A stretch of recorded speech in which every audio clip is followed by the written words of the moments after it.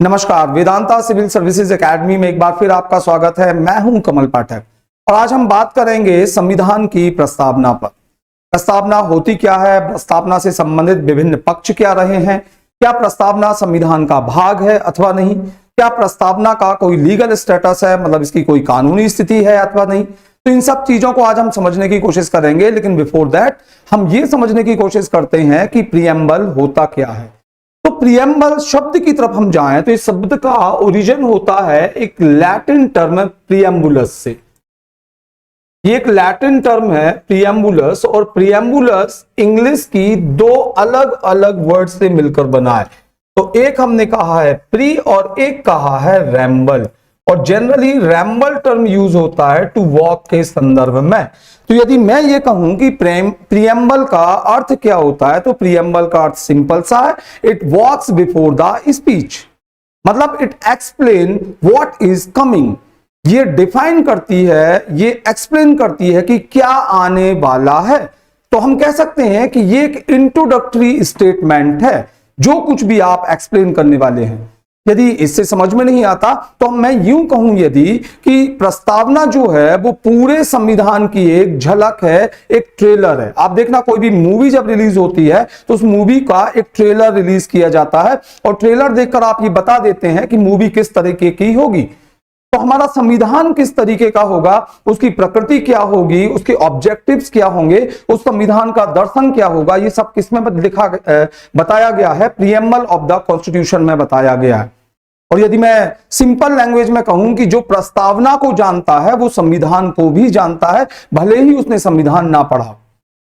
अब इसे इस तरीके से भी समझ सकते हैं, बहुत ही सिंपल एग्जांपल के थ्रू मैं आपको बताने की कोशिश करता हूं कि बहुत सारे बच्चे मेरे पास आते हैं कि सर कभी कभी क्या होता है कि एक ही क्वेश्चन कभी 11 मार्कर्स में आ जाता है, मतलब वो लॉन्ग क्वेश्चन में आ जाता है, और सेम का सेम वही क्वेश्चन शॉर्ट नोट में कभी 2 मार्कर्स में भी आ जाता है कि 2 मार्कर्स में लिखो। तो कैसे डील करें इस टाइप के क्वेश्चन से। तो मैं बच्चों को ये एडवाइस करता हूं कि बिल्कुल उसी तरह से जिस तरह से हमारे कॉन्स्टिट्यूशन के फ्रेमर्स ने प्रेम्बल और कॉन्स्टिट्यूशन को डील किया था। एक ही चीज है, कॉन्स्टिट्यूशन और प्रेम्बल में डिफरेंस नहीं है, लेकिन हमने कहा कि जब उसे लॉन्ग क्वेश्चन के रूप में डील करना था तो वो कॉन्स्टिट्यूशन हो गया, और वही क्वेश्चन उसकी पूरी समरी, उसका पूरा इसेंस, मतलब सार तत्व उठा के जब आपने उसे 2 मार्कर्स में डील कर दिया सो वो प्रीएम्बल हो गया। तो प्रीएम्बल एक 2 मार्कर का क्वेश्चन है, और सेम का सेम क्वेश्चन जो यदि 11 मार्कर्स में चला गया, मतलब लॉन्ग में चला गया, तो वो क्या हो गया, वो हो गया प्रीएम्बल ऑफ द कॉन्स्टिट्यूशन, संविधान की प्रस्तावना। और भारतीय संविधान की प्रस्तावना तो ध्यान रखना है, it is the most beautiful part of our constitution, क्योंकि यदि आपने एक बार प्रीएम्बल पढ़ी है तो ये बता देगी कि हमारा संविधान किस प्रकार का होगा, जनता क्या चाहती है यहाँ की लेजिस्लेशन से, संविधान से, या यहाँ की एग्जीक्यूटिव बॉडी से। और लगभग एक डेमोक्रेसी के जो सबसे स्ट्रॉन्ग पिलर्स होते हैं, जो एक डेमोक्रेसी से एक्सपेक्टेशन की जाती है, वो सभी एलिमेंट्स आपको इंडियन कॉन्स्टिट्यूशन की प्रीएम्बल में देखने को मिलेंगे। देखिएगा, एक बार मैं आपको इसकी प्रीएम्बल के बारे में बता देता हूं। बेसिक इंफॉर्मेशन में ये है भारतीय संविधान की प्रस्तावना, कितनी ब्यूटीफुल है। देखिए आप, चारों तरफ पेंटिंग भी की गई है। ये देखिए एक गोल्डन बॉर्डर है, ये गोल्डन बॉर्डर आप देख पा रहे हैं, ठीक, ये वाली जो बॉर्डर है गोल्डन बनाई गई, ठीक, ये जो बॉर्डर आप देख पा रहे हैं, ठीक। इसके बाद में जो लिखा गया है बहुत बेहतरीन तरीके से, ध्यान रखना कितना अच्छे तरीके से कैलीग्राफी देखी इसकी जो कैलीग्राफी है तो कैलीग्राफी आपको ध्यान रखना है, पूरे कॉन्स्टिट्यूशन की कैलीग्राफी जो है, मतलब उसका जो सुलेख है, जो लिखा है, वो प्रेम बिहारी रायजादा ने लिखा था। और उनके बारे में अभी मैं एक बहुत इंटरेस्टिंग फैक्ट बता रहा हूं कि ये कॉन्स्टिट्यूएंट असेंबली के मेंबर नहीं थे, उत्तराखंड के थे। इन्हें बुलाया गया और इनसे कहा गया कि भैया कितना रुपए लिखने का कॉन्स्टिट्यूशन का। इनकी राइटिंग बहुत अच्छी थी, तो उन्होंने कहा नहीं, राइटिंग मैं लिखने का पैसा नहीं लूंगा, केवल एक आप कृपा कीजिए मेरे ऊपर कि जब मैं लिखूं पूरा तो हर पेज के नीचे मेरा नाम आए। तो बड़ा अमेजिंग फैक्ट है, ध्यान रखना कि जो ओरिजिनल कॉन्स्टिट्यूशन है, ठीक, तो उसके हर एक पेज के अंदर, आई थिंक उसमें 251 पेजेस हैं टोटल, तो उस पेज के सबसे लास्ट में प्रेम बिहारी रायजादा का नाम लिखा। इवन एक जगह तो उन्होंने अपने दादाजी का भी नाम लिख दिया लास्ट पेज पर। तो प्रेम बिहारी रायजादा ने ये लिखा है। लेकिन अब ये देखिए यहाँ पर पेंटिंग आपको दिख रही है। अच्छा, जो जो ये संविधान है आपका, ओरिजिनली तो आप देखना वो इंग्लिश में लिखा गया है, पर यहां पर आप देखिएगा ये जो कॉन्स्टिट्यूशन का पेज है, प्रीएम्बल का पेज का जो बैक है, मतलब जो आप बैकग्राउंड देख रहे हैं इसके अंदर, वो यहां इमेज में पॉसिबल नहीं हो पा रहा है दिखाना, पर जो बीच में मोनो लोगो यूज किया गया है वो यूज किया गया है अशोक स्तंभ का। यहां पर अशोक स्तंभ बना हुआ है और जिसमें 4 जानवर भी बने हुए हैं। वही 4 जानवर कौन कौन से? तो जो बुद्ध के जीवन से संबंधित रहे, बुद्ध के गर्भ में आने का प्रतीक क्या था? एलिफेंट था। गर्भ में जब वो आए थे तो एलिफेंट से डिनोट किया जाता है उसे, हाथी से, तो एक हाथी है। फिर उनका जो यौवन है, यौवन को हम अश्व से, घर छोड़ने का घोड़े से, और इसके बाद उनका जो क्लैन था, जो डायनेस्टी थी, उसका जो सिंबल था क्लैन का, सॉरी वो क्लैन का सिंबल हुआ करता था शेर, लॉयन। तो वो चारों जानवर मिलेंगे आपको, हाथी, बैल, हाथी हो जाएगा, बैल हो जाएगा, अश्व हो जाएगा और उसके बाद में शेर, ये चारों बैकग्राउंड में मिलेंगे। एक उल्टा पद्म भी मिलेगा जिसे शतदल कमल कहा जाता है। ये मैं जो लिखा हुआ है इसके बैकग्राउंड की बात बता रहा हूं। और ये जो आपको पेंटिंग दिख रही है, ये पेंटिंग का संबंध, जो पेंटिंग बनाई गई है इसका मध्य प्रदेश से संबंध है। क्यों? क्योंकि इसकी जो पेंटिंग की गई है प्रीएम्बल की, वो की थी व्यवहार राम मनोहर सिन्हा ने। और राम मनोहर सिन्हा कहां के रहने वाले थे? जबलपुर के। तो ये भी आपको थोड़ा सा फैक्ट याद रखना है यदि आप स्टेट सर्विसेज दे रहे हैं। और यहां पर भी एक और फैक्ट कि जब उन्होंने ये पेंटिंग बनाई थी तो यहां पर ये लास्ट वाला जो पॉइंट था यहां पेंटिंग में, तो वहां पर उन्होंने साइन भी किए थे हिंदी में और लिखा था राम। तो यहां जो प्रीएम्बल है वहां पर लास्ट में राम शब्द भी लिखा हुआ है। ये सिग्नेचर है किसके? ये राम मनोहर सिन्हा जी के सिग्नेचर है, जिन्होंने ये जो पेंटिंग है वो की है। लिखा प्रेम बिहारी रायजादा ने है, लेकिन जो पेंटिंग है वो किसने तैयार की थी? तो वो राम मनोहर सिन्हा ने की थी। और राम मनोहर सिन्हा नंदलाल बोस जो शांति निकेतन के एक चित्रकार थे, उन्हीं के ये शिष्य माने गए। तो चलिए, ये तो मैंने आपको एक बेसिक प्रेम्बल हमने बता दिया कि यार प्रेम्बल ये। और यहां पर बहुत सारे सवाल पैदा होते हैं। सबसे पहले तो प्रीएम्बल क्यों जरूरी होता है? प्रीएम्बल का महत्व क्या है कॉन्स्टिट्यूशन में? प्रीएम्बल बहुत महत्वपूर्ण है। मैंने आपको बताया कि प्रीएम्बल एक्चुअली आपको कॉन्स्टिट्यूशन के बारे में पूरी इंफॉर्मेशन दे देती है। अब देखना, कोई व्यक्ति जब एक बुक लिखता है, एक किताब लिखता है, तो वो किताब में एक एक्नॉलेजमेंट जरूर रखता है फर्स्ट, सेकंड या थर्ड पेज पर। हिंदी में हम संपादक की कलम से या लेखक की कलम से वहां लिख देते, और इसके बाद में वो ये बताने की कोशिश करता है कि ये बुक लिखने का मेरा ऑब्जेक्ट क्या था, पर्पस क्या था, इस बुक के अंदर मैंने किस किस कंटेंट को स्थान दिया है। और आपने यदि वो पूरा एक पेज पढ़ लिया तो आपको समझ में आ जाएगा कि बुक में एक्चुअली है क्या। तो ये प्रीएम्बल उसी लेखक की कलम जैसा ही एक एडिटोरियल होता है, एक आर्टिकल होता है। ठीक, तो हमारी प्रस्तावना बहुत अच्छे तरीके से ये एक्सप्लेन करती है कि हमारे संविधान में शक्ति का स्रोत क्या है, हमारे संविधान का नेचर क्या है, हमारे संविधान के ऑब्जेक्टिव्स क्या हैं, लेजिस्लेशन क्या करेगा, एग्जीक्यूटिव क्या करेगा, और सबसे बड़ी बात कि जो कुछ लिखा गया है उसे हम सब बड़ी श्रद्धा के साथ स्वीकार करते हैं।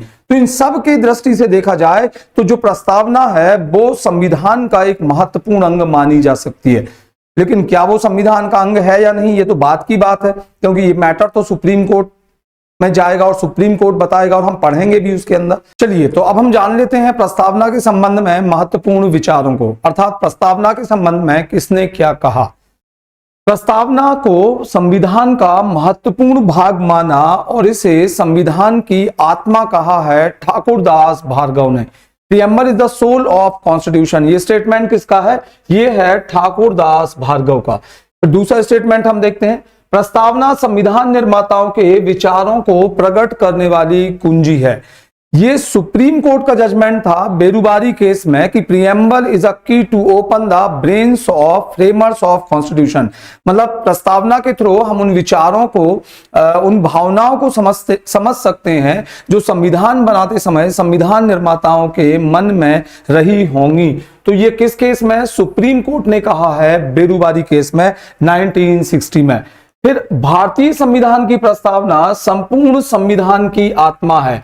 शाश्वत और अपरिवर्तनीय। ये पूरा स्टेटमेंट है न्यायमूर्ति हिदायतुल्लाह का। एक बार फिर से देखिएगा क्या लिखा हुआ है कि भारतीय संविधान की प्रस्तावना समूचे संविधान की आत्मा है और शाश्वत और अपरिवर्तनीय, मतलब एक ऐसी जो इटर्नल है, शाश्वत है और ये चेंज भी नहीं हो सकती। ये किसने कहा है? जस्टिस हिदायतुल्लाह ने कहा है।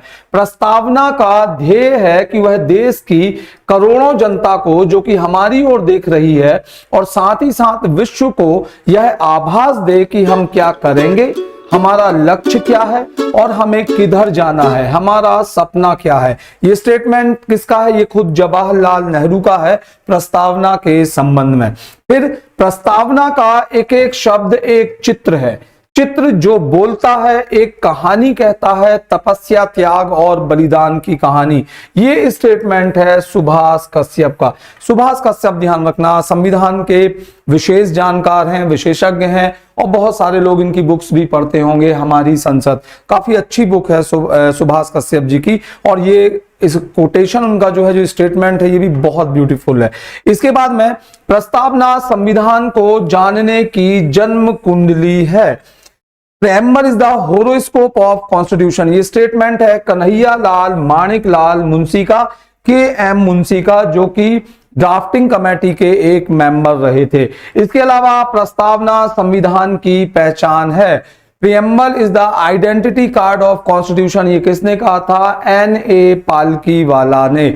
इसके अलावा प्रियम्बल को नोट की ऑफ कॉन्स्टिट्यूशन कहा है अर्नेस्ट बार्कर ने। इट इज द नोट की ऑफ कॉन्स्टिट्यूशन, ये कौन कहता है? तो ये कह रहे हैं अर्नेस्ट बार्कर। तो ये कुछ स्टेटमेंट हैं प्रस्तावना के संबंध में जो प्रस्तावना के महत्व को इंगित करते हैं। प्री पॉइंट ऑफ व्यू से आपको ये स्टेटमेंट पता होना चाहिए। ठीक, चलिए तो अब हम बात करते हैं कि एग्जाम पॉइंट ऑफ व्यू से संविधान की प्रस्तावना के बारे में क्या क्या पढ़ना है। तो सबसे पहली मेरी एडवाइस ये होगी कि आप सबसे पहले पूरी की पूरी प्रस्तावना को अक्षरशः याद कर लीजिए, क्योंकि कई बार यही क्वेश्चन आ जाता है कि संविधान की प्रस्तावना लिखो। फिर जो क्वेश्चंस आते हैं वो किस तरीके से आते हैं? तो हमने कहा कि प्रस्तावना की अवधारणा, ये मैंने अभी आपको बता दिया कि प्रस्तावना जो है वो अमेरिकन कॉन्स्टिट्यूशन से हमने ग्रहण की है, और कहां से वो डेवलप हुई, क्या उसका अर्थ होता है, वो हमने सब डिस्कस कर लिया। इसके बाद में उद्देशिका प्रस्ताव और प्रस्तावना में क्या अंतर होता है। कभी 2 मार्कर्स में या 7 मार्कर्स में पूछ लिया कि दोनों के बीच का डिफरेंस बताओ, तो ये अभी अपन देखते हैं। फिर प्रस्तावना का महत्व क्या है, और प्रस्तावना से संबंधित जो केस स्टडी है जिसमें एक महत्वपूर्ण प्रश्न पर विचार किया गया कि क्या प्रस्तावना संविधान का भाग है या नहीं, क्या उसका कोई लीगल स्टेटस है या नहीं। तो इन सब के को लेकर जो केस सामने आए, तो आप मुख्य रूप से 3 केसेस के बारे में स्टडी करेंगे। बेरूबारी केस काफी इंपॉर्टेंट है, 1960 का है। केशवानंद भारती केस 1973 का है, और LIC ऑफ इंडिया केस 1995 का है। तो अभी मैं आपको डिटेल में बताऊंगा कि इन केसेस में क्या क्या कहा गया। लेकिन सबसे पहले हम ये देखते हैं कि संविधान में उद्देशिका प्रस्ताव और प्रस्तावना में कोई अंतर है या नहीं, या दोनों एक ही चीजें हैं। सामान्यतः दोनों को एक ही मान लिया जाता है, लेकिन थोड़ा सा अंतर है। इस अंतर को आप इस तरीके से समझ सकते हैं, यदि मैंने आपको कोई क्वेश्चन दिया है और मैंने कहा कि कल इसका एक अच्छा आंसर बना के लाना, तो आप घर गए और आपने रफ में बहुत सारा कंटेंट इकट्ठा किया उससे रिलेटेड, कहीं यहां रख दिया, कहीं वहां रख दिया, और एक रफ में काम किया, और इसके बाद में जो फाइनल आंसर आपको मुझे प्रस्तुत करना था, तो आपने उसमें से कुछ चीजों को अल्टर कर दिया, कुछ को अलग कर दिया, कुछ को शामिल कर लिया, और बाद में एक फेयर आंसर आपने मेरे सामने प्रस्तुत कर दिया। तो जो आपने फेयर आंसर मेरे सामने प्रस्तुत किया है वो होगी प्रस्तावना, और जो आपने रफ में काम किया था वो कहलाएगा उद्देशिका प्रस्ताव या ऑब्जेक्टिव रेजोल्यूशन। असल में 13 दिसंबर 1946 को संविधान सभा में जवाहरलाल नेहरू ने ऑब्जेक्टिव रेजोल्यूशन प्रस्तुत किया था। ये पहला ही सेशन था संविधान सभा का, और उन्हें उद्देशिका प्रस्ताव बनाने में सबसे ज्यादा हेल्प की थी V.K. कृष्णा मेनन ने। ठीक है, उसमें बहुत सारी बातें कही गई थी, और उन सभी बातों को एक ऑब्जेक्टिव रेजोल्यूशन के रूप में 22 जनवरी 1947 को, जो सेकंड सेशन हुआ था कांग्रेस संविधान सभा का, तो उसमें स्वीकार कर लिया गया। बाद में उसे ड्राफ्टिंग कमेटी में भेजा गया। ड्राफ्टिंग कमेटी ने उसमें से कुछ चीजें ग्रहण की, कुछ नई चीजें जोड़ दी, कुछ अल्टर कर दी उसके अंदर से, मतलब कुछ हटा दी, और इसके बाद में उसे एक प्रस्तावना का रूप देकर और 26 नवंबर 1949 को संविधान में ऐड कर दिया। तो उसे क्या कहा गया? उसे कहा गया प्रस्तावना। आया समझ में? अब आपको समझ में आ रहा होगा कि प्रस्तावना और उद्देशिका प्रस्ताव में क्या अंतर है। सिंपल सा अंतर है कि हमारी प्रस्तावना जिस प्रस्ताव पर, जिस दर्शन पर आधारित है, उसे उद्देशिका प्रस्ताव कहा गया है। हमारी प्रस्तावना उद्देशिका प्रस्ताव पर ही आधारित है। जैसे एग्जाम्पल के लिए मैं बताऊं कि जो उद्देशिका प्रस्ताव था उसमें लिखा हुआ था अ सोवरेन इंडिपेंडेंट रिपब्लिक। देखना टर्म क्या यूज की गई थी? अ सोवरेन इंडिपेंडेंट रिपब्लिक। तो जब प्रस्तावना में जो इंडिपेंडेंट टर्म था उसको वहां से अलग कर दिया गया और उसकी जगह पर एक नई टर्म लाई गई, दैट इज डेमोक्रेटिक। तो टर्म क्या यूज की गई? Sovereign democratic Republic. जैसे मैं संविधान की प्रस्तावना की बात करूं, ये हमारी ओरिजिनल प्रीएम्बल है, मतलब ये 42nd अमेंडमेंट जो हुआ था जिसमें चेंज किया गया था कुछ, तो उसके पहले की प्रीएम्बल है। तो यहां पर देखिए आपने जो शब्द यूज किया है वो किया है प्रभुत्व संपन्न, संपूर्ण प्रभुत्व संपन्न लोकतंत्रात्मक गणराज्य, जबकि ये प्रीएम्बल के अंदर था, जबकि जो ऑब्जेक्टिव रिजोल्यूशन था वहां पर गणतंत्र की जगह पर इंडिपेंडेंट टर्म यूज किया था। अब आप यहां पर देख रहे हैं, आपने यहां पे यूज किया है क्या? स्वतंत्रता।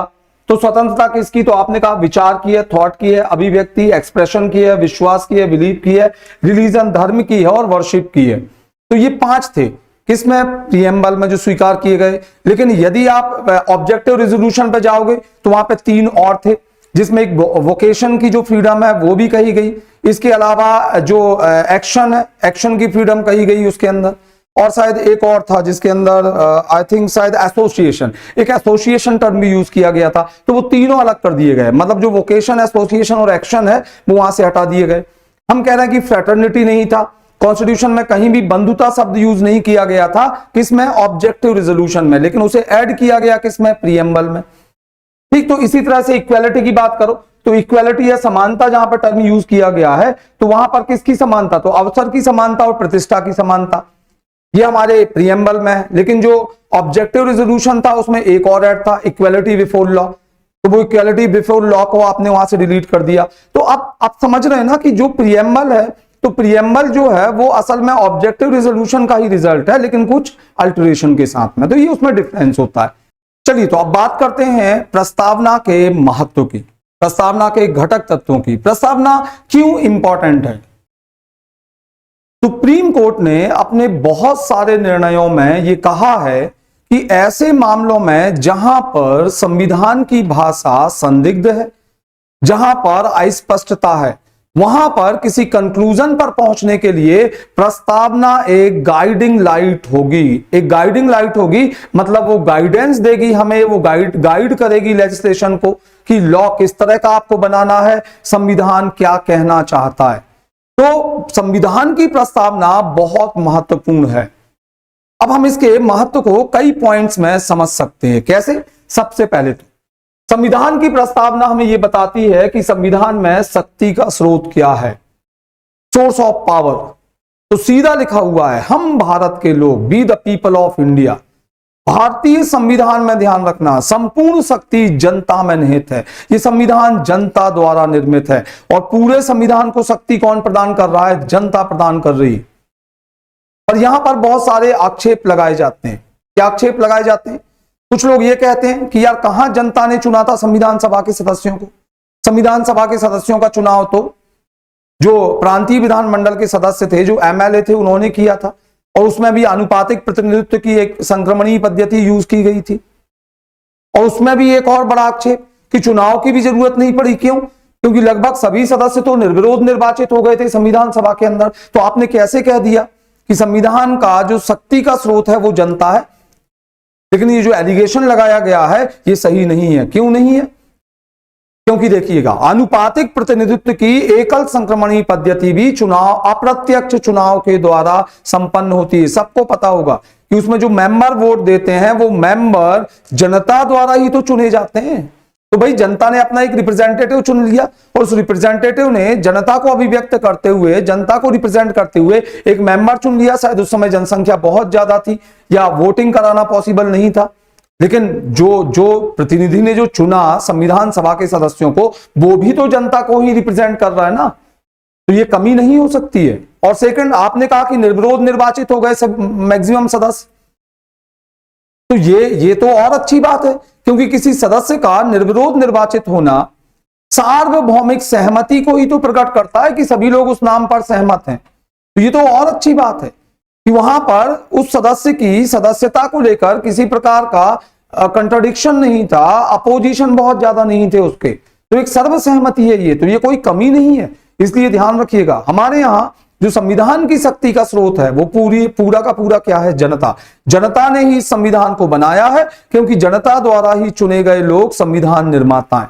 ठीक, तो आपको समझ में आ गया संविधान की शक्ति का स्रोत हम भारत के लोग। और ये बिल्कुल वैसा है, ध्यान रखना, जैसे अमेरिकन कॉन्स्टिट्यूशन की प्रीएम्बल स्टार्ट होती है, अमेरिकन संविधान की प्रीएम्बल भी इसी से स्टार्ट होती है कि we the people of America, तो बिल्कुल सिमिलर है ये। सेकंड, संविधान की प्रकृति का निर्धारण, नेचर क्या होगा संविधान का, किस प्रकृति का होगा ये संविधान। तो देखिए संविधान की प्रकृति क्या क्या बताई गई है। संविधान की प्रकृति सबसे पहले तो बता दी गई है कि संपूर्ण प्रभुता संपन्न, ध्यान रखना, संपूर्ण प्रभुत्व संपन्न।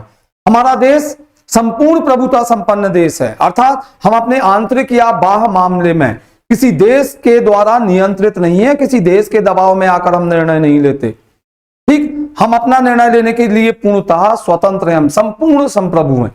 अब यहां पर भी कुछ लोग आक्षेप लगा देते हैं कि नहीं, हमने राष्ट्रमंडल की सदस्यता ग्रहण कर ली थी, और राष्ट्रमंडल तो एक गुलामी का प्रतीक है, क्योंकि उसमें जनरली क्राउन के अधीन माने जाते हैं देश। देखिए सबसे पहले तो राष्ट्रमंडल की जो हमने मेंबरशिप स्वीकार की थी वो गुलामी के तौर पर नहीं की। राष्ट्रमंडल जब स्वतंत्र राष्ट्रों का कुल बना, मतलब एक ऐसी संस्था जहां पर सभी स्वतंत्र राष्ट्र आपसी सहयोग के द्वारा विकास के मार्ग पर आगे बढ़ेंगे, तब जाके हमने राष्ट्रमंडल की सदस्यता स्वीकार की। और एक और बड़ी चीज कि हमने राष्ट्रमंडल की स्वतंत्रता को सांकेतिक अर्थ में स्वीकार किया है। हमारे राष्ट्र का प्रधान आज हमारा खुद का राष्ट्रपति है, क्राउन नहीं है। तो इसलिए जो हमारा देश है वो एक संपूर्ण संप्रभुता संपन्न देश है। ठीक, तो पहली प्रकृति क्या हुई? पहली प्रकृति हुई संपूर्ण संप्रभुता संपन्न। फिर दूसरी प्रकृति क्या है हमारे संविधान की? समाजवादी। इसे 42वें संविधान संशोधन के द्वारा प्रस्तावना का भाग बनाया गया था। और हमारा समाजवाद मार्क्सवाद नहीं है, ध्यान रखिएगा। क्यों? क्योंकि मार्क्सवादी विचारधारा सामाजिक समानता की तो बात करती है, लेकिन वो समानता हिंसा, आतंक और भय आधारित समानता है। और हम तो गांधीयन कंट्री हैं, हमने तो गांधीवादी समाजवाद को, हमने तो उदारवादी समाजवाद को अपनाया है। अर्थात हमारे देश के अंदर पूंजीपति भी एग्जिस्ट कर सकता है, और पूंजीपति का ये उत्तरदायित्व है कि वो समाज के जो पिछड़े वर्ग हैं उनके उत्थान में भी सहयोग करे। तो हमारे यहां को एग्जिस्टेंस की बात कही गई है, ध्यान रखना। को एग्जिस्टेंस मतलब सह अस्तित्व, पूंजीवाद और समाजवाद दोनों को एक साथ हमने स्वीकार किया है। ठीक, तो ये हमारा समाजवादी मॉडल है। फिर 42वें संविधान संशोधन के द्वारा पंथ निरपेक्षता को भी हमारी प्रस्तावना का, हमारे संविधान का एक भाग बनाया गया। पंथ निरपेक्षता, हमारे देश के अंदर किसी भी धर्म के लोग, किसी भी संप्रदाय के लोग, किसी भी संस्कृति के लोग, किसी भी सभ्यता के लोग अपनी संस्कृति को बनाए रख सकते हैं। राज्य किसी भी पंथ, धर्म, संस्कृति या सभ्यता के लोगों के साथ में विभेद नहीं करेगा, किसी विशेष धर्म के प्रोत्साहन के लिए काम नहीं करेगा। तो हमने एक सेक्युलर स्टेट के कॉन्सेप्ट को अपनाया है, पंथ निरपेक्षता के कॉन्सेप्ट को अपनाया है। ये हमारे राज्य की प्रकृति है, हमारे संविधान की प्रकृति है।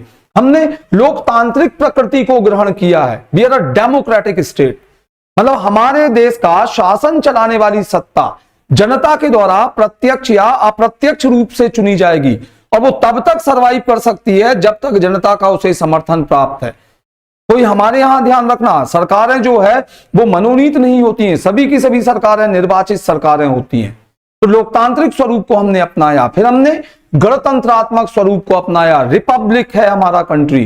रिपब्लिक, हमारे राष्ट्र का प्रधान कोई हेरेडिटरी ऑफिस नहीं है, कोई वंशानुगत ऑफिस नहीं है, वो जनता द्वारा अप्रत्यक्ष रूप से चुना गया निर्वाचित प्रतिनिधि होता है जनता का। इंग्लैंड के अंदर आप देखते हैं कि वहां का क्राउन जो है वो वंशानुगत पद होता है और वही राष्ट्र का प्रधान होता है। तो देखिए हमारी प्रस्तावना सबसे पहली चीज कि हमारे संविधान की प्रकृति का निर्धारण करती है। फिर हमारी प्रस्तावना संविधान के उद्देश्य के बारे में बताती है। कौन कौन से उद्देश्य बताए गए? पहला उद्देश्य न्याय, जस्टिस। हमारी प्रस्तावना ने न्याय को कानूनी दायरे के बाहर निकाला है। जनरली न्याय को केवल कानूनी संदर्भ में ही समझा जाता है, जब हम जस्टिस शब्द प्रयोग करते हैं तो हमारे सामने केवल कोर्ट कचहरी ही आते हैं, लेकिन नहीं, हमारी प्रस्तावना ने एक ब्रॉड मीनिंग दिया है न्याय को। कैसा ब्रॉड मीनिंग? उसे विस्तृत किया है। किसमें? सामाजिक, आर्थिक एवं राजनीतिक न्याय में। सामाजिक और आर्थिक और राजनीतिक न्याय सुनिश्चित करना हमारे संविधान की, हमारे लेजिस्लेशन की पहली प्राथमिकता होगी। ये संविधान, ये हमारी प्रस्तावना बताती है। मतलब हमने न्याय को वितरणात्मक न्याय में कन्वर्ट कर दिया है। सभी को समान रूप से न्याय की उपलब्धता की गारंटी देती है प्रस्तावना। ठीक, फिर देखिएगा अगला, स्वतंत्रता। ध्यान रखना, हमारी जो उद्देशिका है वो भारत के लोगों को विचार की स्वतंत्रता, अभिव्यक्ति की स्वतंत्रता, धर्म की स्वतंत्रता, उपासना की स्वतंत्रता और विश्वास की स्वतंत्रता प्रदान करती है। ये सभी स्वतंत्रताएं हमारे देश के लोगों को है।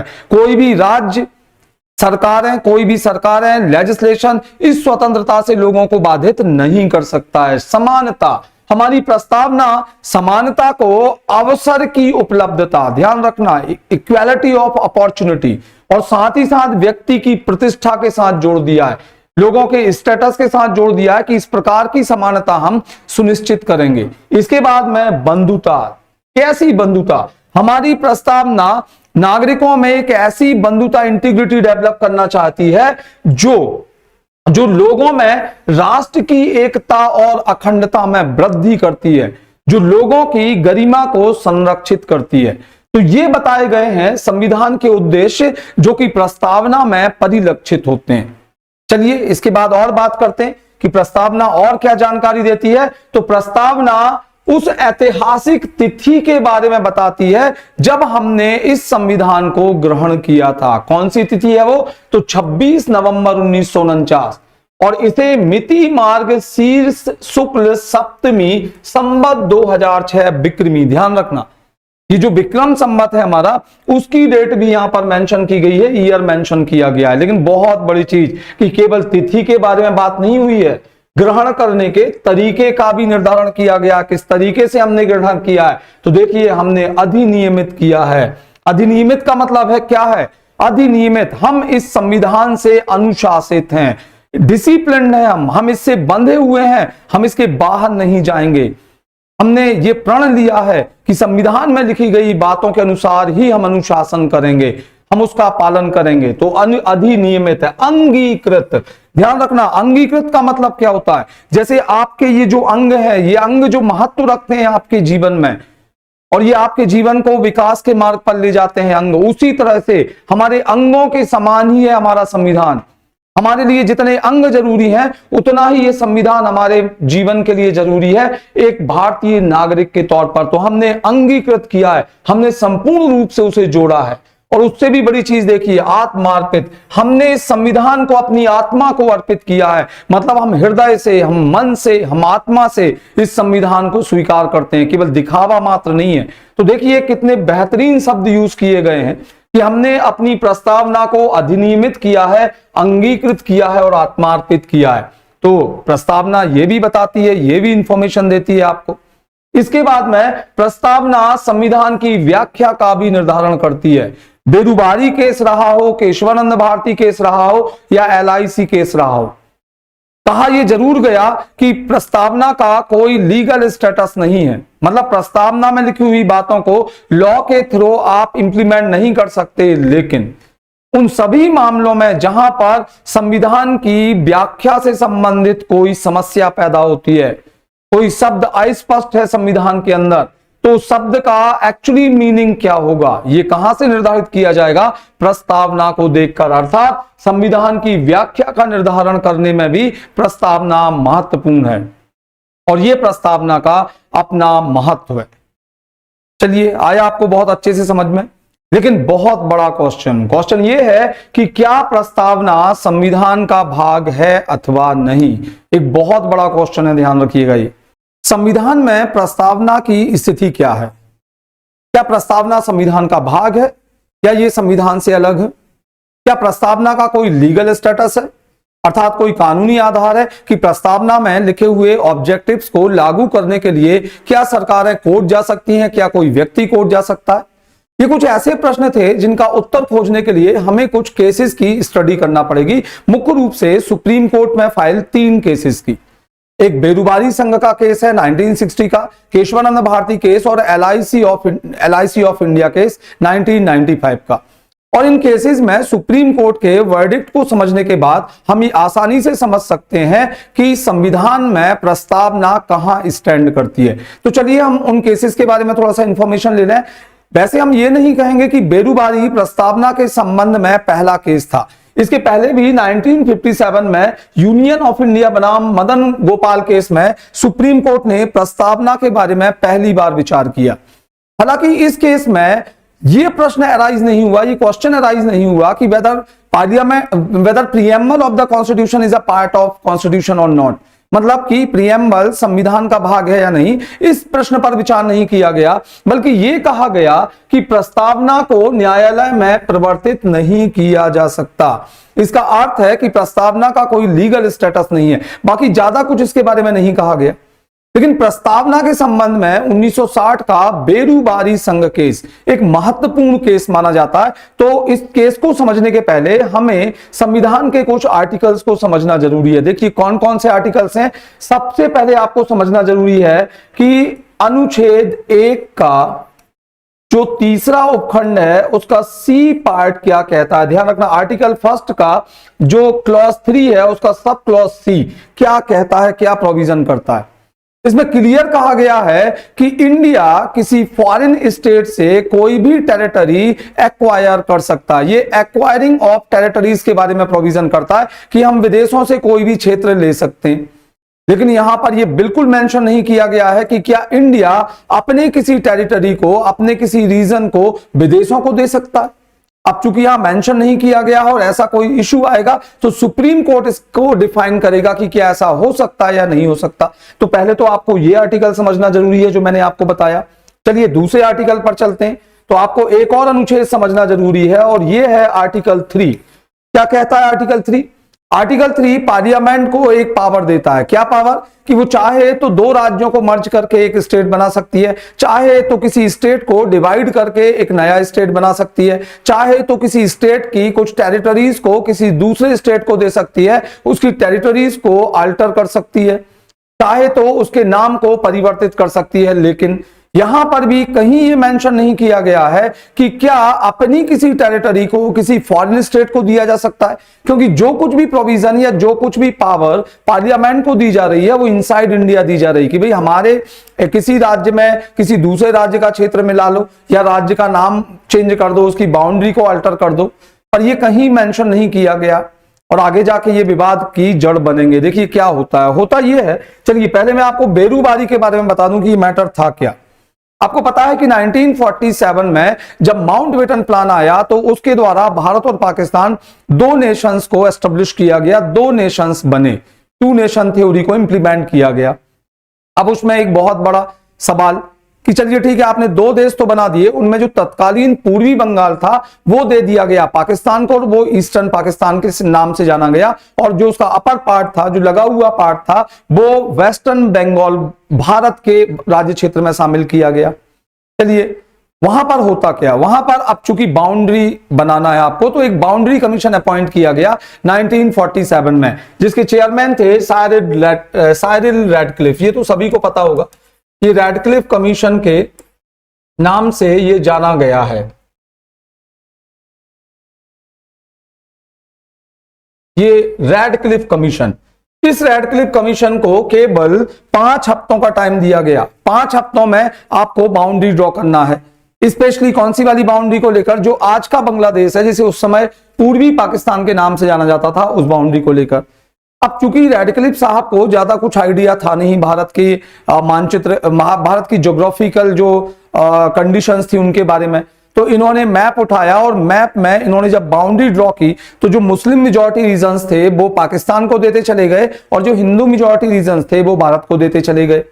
और इन्होंने किया क्या, इन्होंने मैप पर थाने जो थे, उस समय जो थाना क्षेत्र था, उन्हें मिलाना शुरू कर दिया और बाउंड्री खींचना शुरू कर दी। तो देखिए इन्होंने जो बाउंड्री खींची, ये देखिए बेरुबारी वाला जो मैटर है, ये यहां से देखिए आप, यहां से ये जो बाउंड्री ड्रॉ की गई, ये आप देख पा रहे होंगे, ये यहाँ पे बेरुबारी आ जाता है। तो ये इस तरह से इन्होंने बाउंड्री ड्रॉ कर दी और बिल्कुल बाउंड्री पर ये जो बाउंड्री बनाई गई एक बेरुबारी यूनियन है। बेरुबारी यूनियन एक्चुअली क्या था, उस समय जो जो जलपाईगुड़ी जो डिस्ट्रिक्ट था, जलपाईगुड़ी जो बंगाल का एक जिला था, वो थाना क्षेत्र भी था, और उसी के जस्ट नीचे जो बोडा थाना था। तो ये जलपाईगुड़ी और बोडा थाना क्षेत्र में कुछ छोटे छोटे विलेजेस का एक यूनियन था, जिसे बेरूबारी यूनियन कहा जाता था। कुछ गांव थे, उनका एक समूह था बेरूबारी यूनियन नेम से, और इसका जो एरिया था उस समय लगभग 9 स्क्वायर माइल का जो एरिया था, और लगभग 10 से 12 हजार इनकी पॉपुलेशन रही होगी, जिसमें हिंदू मेजॉरिटी ज्यादा थी। अब इस थाना क्षेत्र को वो वहां पर मेंशन करना भूल गए, मतलब इस थाना क्षेत्र का नाम ही उनके दिमाग से निकल गया। हालांकि उन्होंने जो लाइन ड्रॉ की, उस लाइन में क्लियर मेंशन हो रहा था कि ये क्षेत्र जो है ये भारत के राज्य क्षेत्र में शामिल है। ठीक है, 1950 के बाद में पाकिस्तान ने इस रीजन पर क्लेम करना शुरू कर दिया कि बेरूबारी उसका रीजन है। अच्छा, बेरूबारी की स्थिति भी दो तरह से थी। उसका जो नॉर्दर्न पार्ट था वहां पर हिंदू मेजॉरिटी थी, और जो साउथ वाला पार्ट था, सदर्न पार्ट, तो उस पर मुस्लिम मेजॉरिटी थी। ठीक है, एक डिस्प्यूट क्रिएट हो गया। इस डिस्प्यूट को सेटल करने के लिए, ये जो बाउंड्री डिस्प्यूट था, इसे सेटल करने के लिए 1958 में उस समय के भारत के प्रधानमंत्री जवाहरलाल नेहरू और पाकिस्तान के प्रधानमंत्री फिरोज खान नून के बीच में एक एग्रीमेंट होता है, जिसे नून नेहरू एग्रीमेंट के नेम से जाना जाता है। इस एग्रीमेंट में कुछ जो एनक्लेव्स थे, जैसे हमने कहा कि जो बेरूबारी है वो 12th एनक्लेव था, तो इस 12th एनक्लेव का कुछ पार्ट जो था वो पाकिस्तान को दिया गया और कुछ भारत ने अपने पास रख दिया। सिंपल सा लैंग्वेज यदि मैं यूज करूं तो नॉर्दर्न वाला जो पार्ट था जिसमें हिंदू मेजॉरिटी थी बेरूबारी की, वो भारत ने ले ली, और जो साउथ वाला पार्ट था वो पाकिस्तान को दे दिया, ईस्टर्न पाकिस्तान को। और जो कूच बिहार का कुछ रीजन था जो पाकिस्तान में जा रहा था, तो वो हमने कूच बिहार रीजन का रीजन पाकिस्तान से ले लिया। मतलब एक टाइप से देखें तो ये एक्सचेंज ऑफ टेरिटरीज था। ठीक है, लेकिन बेरूबारी के वो लोग जो पाकिस्तान राज्य क्षेत्र में जा रहे थे, उन्होंने सरकार के इस निर्णय का विरोध करना शुरू कर दिया। जो नेहरू नून पैक्ट है उसको प्रोटेस्ट किया जाने लगा। लोगों ने मना कर दिया कि वो किसी भी स्थिति में पाकिस्तान का भाग नहीं बनेंगे। और वहां पर उस समय इवन जो बंगाल के तत्कालीन मुख्यमंत्री थे विधान चंद्र राय, वो भी इसके फेवर में नहीं थे।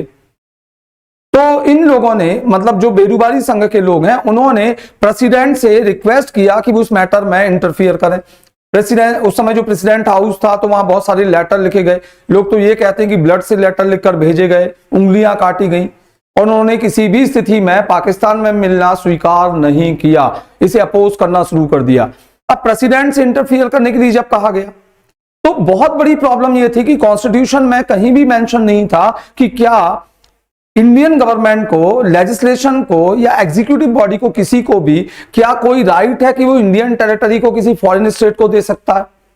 ठीक है, प्रेसिडेंट को जब ये लॉ एंड फैक्ट का एक मैटर लगा, चूंकि ये लॉ का मैटर है पूरा का पूरा, क्या ऐसी कोई लीगल पावर है पार्लियामेंट को या एग्जीक्यूटिव को कि वो ऐसा कर सकते हैं, तो इसमें प्रेसिडेंट को आर्टिकल 143 के अंदर एक पावर है कि वो एडवाइस डिमांड कर सकता है सुप्रीम कोर्ट से, और यही किया राजेंद्र प्रसाद जी ने। राजेंद्र प्रसाद जी ने जब प्रेसिडेंट से सुप्रीम कोर्ट से जो एडवाइस डिमांड किया, तो उसमें उनके दो बड़े क्वेश्चन थे। पहली चीज कि क्या जो नेहरू नून एग्रीमेंट है उसे इंप्लीमेंट करने के लिए किसी लीगल एक्शन की जरूरत है। लीगल एक्शन मतलब यहां पे हम ये कहें कि क्या कोई लेजिस्लेटरी परमिशन की जरूरत है, लेजिस्लेटरी प्रोसीडिंग की जरूरत है, कि कोई, हमने कहा, बिल रखना पड़े पार्लियामेंट के अंदर और उस बिल के पास होने पर ही ऐसा हो जाए, या सीधा जो एक एडमिनिस्ट्रेटिव ऑर्डर है, सरकार का जो एक एग्रीमेंट है, वो डायरेक्ट इंप्लीमेंट कर दिया जाएगा।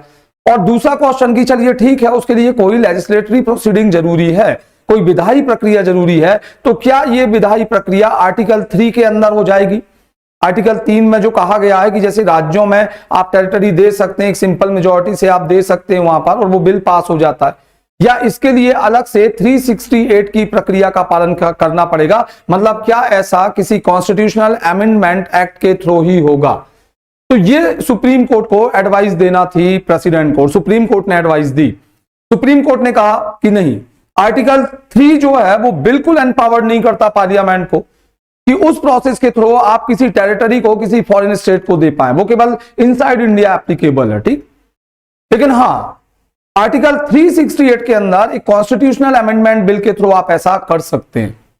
ठीक है, जब सुप्रीम कोर्ट ने ऐसा कहा तो गवर्नमेंट ने ज्यादा देर नहीं की और 9th कॉन्स्टिट्यूशनल अमेंडमेंट बिल को पार्लियामेंट में इंट्रोड्यूस कर दिया। वो बिल पास हो गया, पार्लियामेंट ने उसे पास कर दिया। और नेहरू नून एग्रीमेंट, एक्चुअली वो एग्रीमेंट को तो हम साइड करें, हम बात करें संविधान संशोधन क्रमांक 9 की, तो इसे पास करके और बेरूबारी का जो क्षेत्र था साउथ वाला वो पाकिस्तान को दे दिया गया और कुछ कूच बिहार का रीजन और कुछ जो नॉर्दर्न बेरूबारी क्षेत्र था वो भारतीय संघ में शामिल किया गया। लेकिन बेरूबारी की जनता इससे खुश नहीं थी। अब आप ये सोच रहे होंगे कि सर आप इतनी देर से ये बता रहे हैं लेकिन टॉपिक तो प्रस्तावना का चल रहा है, इसका प्रीएम्बल ऑफ द कॉन्स्टिट्यूशन से क्या लेना देना। अब प्रीएम्बल इसमें इन्वॉल्व होगा, कैसे होगा देखिए। असल में क्या था कि बेरूबारी संघ 9वें संविधान संशोधन को तो चुनौती दे नहीं सकता था लीगली, यदि हम देखें। क्यों? क्योंकि 9वां संविधान संशोधन खुद सुप्रीम कोर्ट की एडवाइस पर ही बेस्ड था कि ऐसा हो सकता है। तो आपको इस डिसीजन को जो डिसीजन लिया है गवर्नमेंट ने, उस डिसीजन को आपको चैलेंज करना पड़ेगा। तो इस बेस पर आप सुप्रीम कोर्ट में चैलेंज कर सकते हैं कि वो उसकी अथॉरिटी में ही नहीं आता है।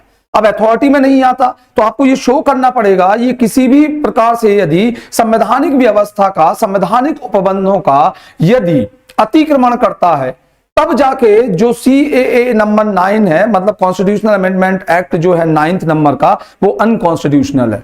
तो इसके लिए प्रीएम्बल उठाया गया और प्रीएम्बल में 2 टर्म देखे गए। एक तो देखिए आप वहां पर वो यूज हुआ था सोवरेनिटी और एक जगह पर यूनिटी ऑफ नेशन। तो बेरूबारी संघ का कहना यह था कि हमने अब जो प्रीएम्बल है उसका वायलेशन किया है, प्रीएम्बल का वायलेशन किया है क्योंकि हम एक सॉवरेन स्टेट है, हम किसी दूसरे कंट्री के प्रेशर में आकर टेरिटरी को एक्सचेंज नहीं कर सकते। एंड सेकेंड वन कि उनका कहना यह था कि जो यूनिटी ऑफ नेशन है ये ब्रेक की है 9th कॉन्स्टिट्यूशनल अमेंडमेंट से पार्लियामेंट ने, जिसका कि उसे राइट नहीं है। तो ये सीधा सीधा कॉन्स्टिट्यूशन का वायलेशन है। इसलिए जो एक्ट है गवर्नमेंट का वो अनकॉन्स्टिट्यूशनल है, या पार्लियामेंट्री एक्ट जो है, जो 9th कॉन्स्टिट्यूशनल अमेंडमेंट है वो अनकॉन्स्टिट्यूशनल है। ठीक है, ये मैटर जब सुप्रीम कोर्ट में गया तो इस मैटर पर विचार करने के पहले सुप्रीम कोर्ट को यह बताना था कि whether preamble of the constitution is a part of constitution और नॉट, मतलब कि जो प्रस्तावना है संविधान की वो संविधान का अंग है या नहीं, क्योंकि उसके बाद ही तो मैटर आएगा। सुप्रीम कोर्ट यदि ये कह दे कि नहीं प्रीएम्बल पार्ट ही नहीं है कॉन्स्टिट्यूशन का, तो वैसी स्थिति में आपका ये कहना कि प्रीएम्बल का वायलेशन कॉन्स्टिट्यूशन का वायलेशन है, ये इलॉजिकल हो जाता। चलिए ठीक है, यही हुआ। सुप्रीम कोर्ट में जब ये मैटर गया तो सुप्रीम कोर्ट ने एक बहुत बड़ा जजमेंट दिया, बहुत बड़ा वर्डिक्ट था, ये ध्यान रखना। सुप्रीम कोर्ट ने 1960 के बेरूबारी केस में ये क्लियर कर दिया कि प्रस्तावना संविधान का भाग नहीं है। ध्यान रखना, ये जजमेंट था सुप्रीम कोर्ट का, काफी हिस्टोरिक जजमेंट था।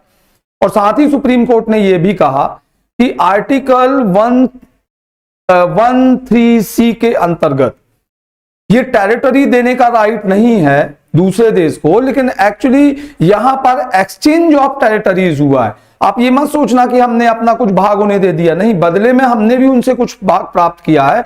तो बॉर्डर जो डिस्प्यूट है उसे सेटलमेंट के लिए ये किया गया है। तो हम नहीं मानते कि आर्टिकल 113C का कोई वायलेशन है।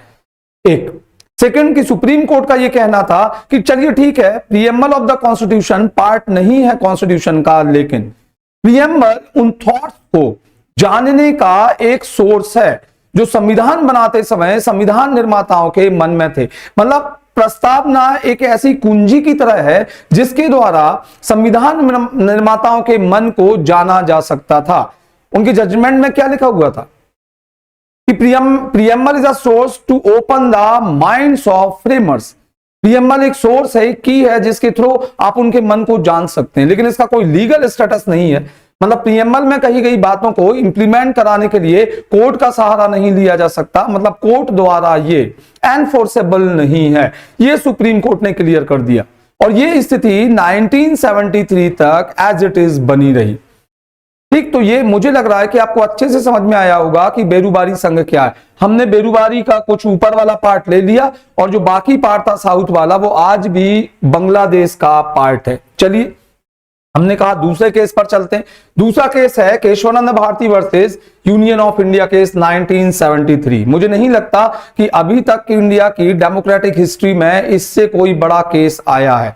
13 जजेस की बेंच ने इस पर जजमेंट दिया था और सबको पता होगा कि सुप्रीम कोर्ट ने एक नया जो क्राइटेरिया है कॉन्स्टिट्यूशनल अमेंडमेंट का वो सेट कर दिया था, एक लिमिटेशन इंपोज कर दी थी पार्लियामेंट्री जो प्रोसीडिंग्स है कॉन्स्टिट्यूशन को चेंज करने की, और वो रिस्ट्रिक्शंस का नाम, उस रिस्ट्रिक्शन का नाम है the basic structure of constitution, एक नया डॉक्ट्रिन, संविधान का बुनियादी ढांचा।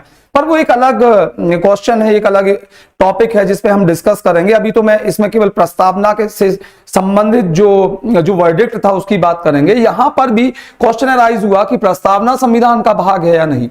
सुप्रीम कोर्ट ने बेरुबारी संघ केस में जो प्रीवियस जजमेंट था उसे ओवर रूल्ड करते हुए एक नया जजमेंट दिया, और सुप्रीम कोर्ट ने कहा कि हां, preamble is a part of constitution, प्रस्तावना संविधान का एक भाग है। लेकिन उन्होंने कहा आगे कि लेकिन ये सोर्स ऑफ पावर नहीं है, ये सोर्स ऑफ लिमिटेशन नहीं है।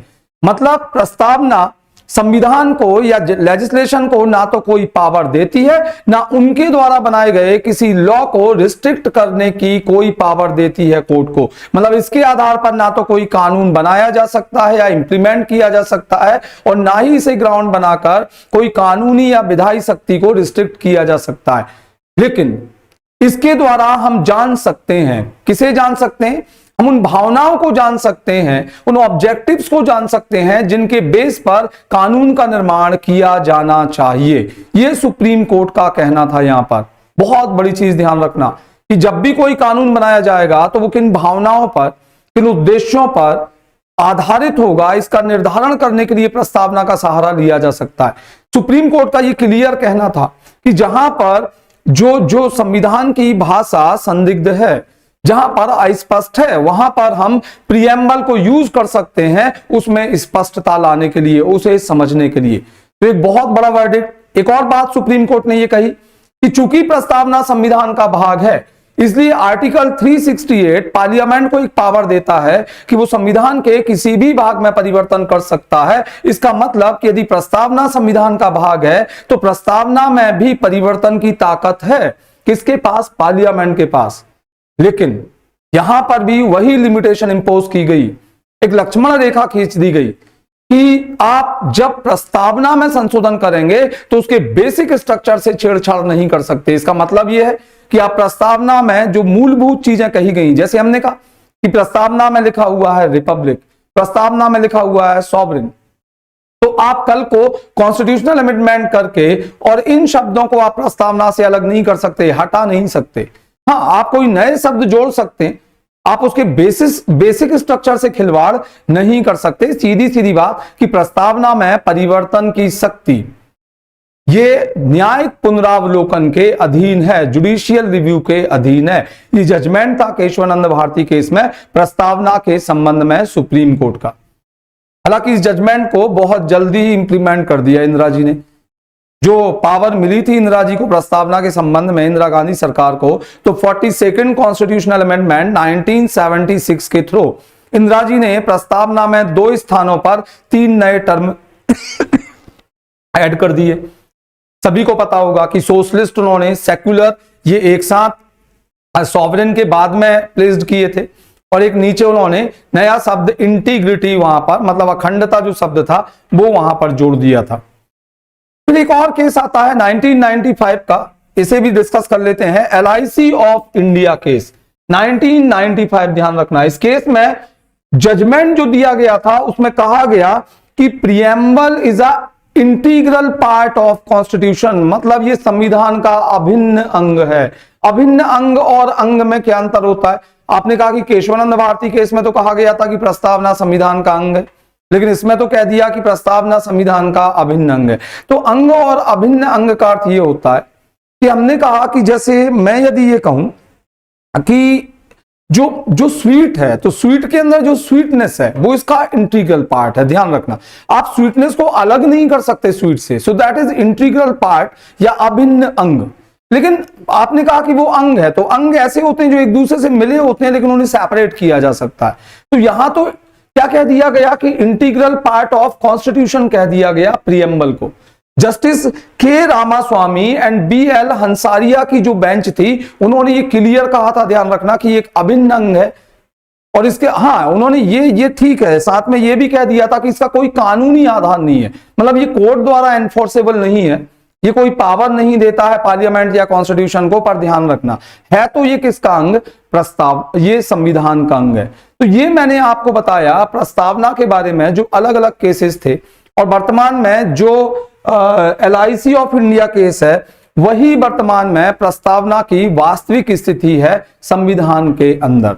तो मैं होप करता हूं कि ये लेक्चर जो है प्रस्तावना के संबंध में, मैंने कोशिश की है यहाँ पर बहुत सारे फैक्ट्स कवर करने की, तो ये प्री और मेंस दोनों के लिए ही आपको इक्वली यूजफुल होगा। तो चलिए ठीक है, अब किसी नेक्स्ट लेक्चर में पॉलिटी के एक और किसी इंपॉर्टेंट टॉपिक को हम डिस्कस करेंगे। ठीक, चलिए।